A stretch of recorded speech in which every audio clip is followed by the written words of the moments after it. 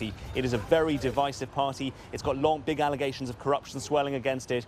It has very much polarized this nation. So, very, very tough coalition building now for the governing AK party. It has 45 days to try to form a government. Otherwise, Turkey will be pushed towards fresh elections.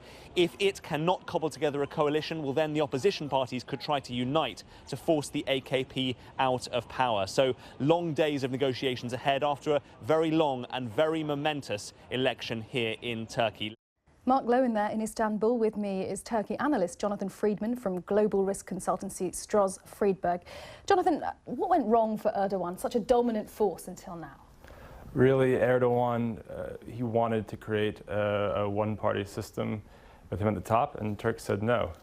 And he's been in charge now for 12 years, and people are ready for change.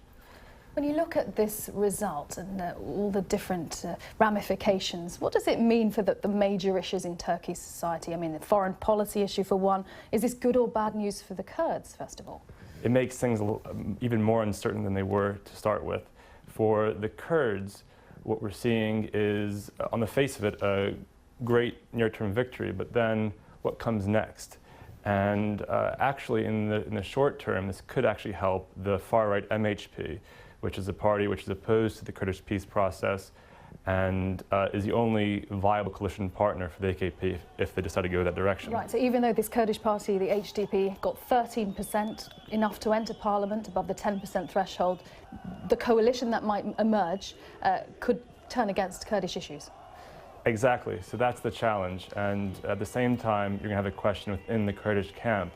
Do they go continuously towards the political engagement strategy at the expense of the arms strategy? And right now you have both options, and there's also going to be internal issues within the Kurdish camp over that. And looking outside, what does this mean for foreign policy? It's seen as one of the stable countries in the region. Where does this head now?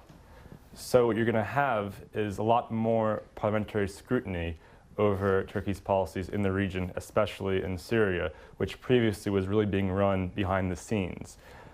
I think as a result of that, there's a good chance for more engagement with the traditional partners of Turkey, which in this case means the US and the wider kind of Western security alliance. And this idea that the coalition is going to emerge, I mean, how likely are we going to see this coalition taking shape?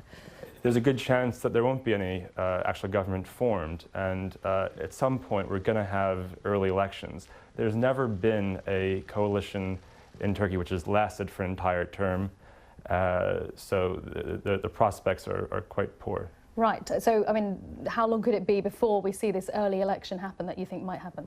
We're going to know probably within the next 45 days. There's two main timeframes to keep in mind. Once they reopen Parliament, there are 45 days to form a coalition.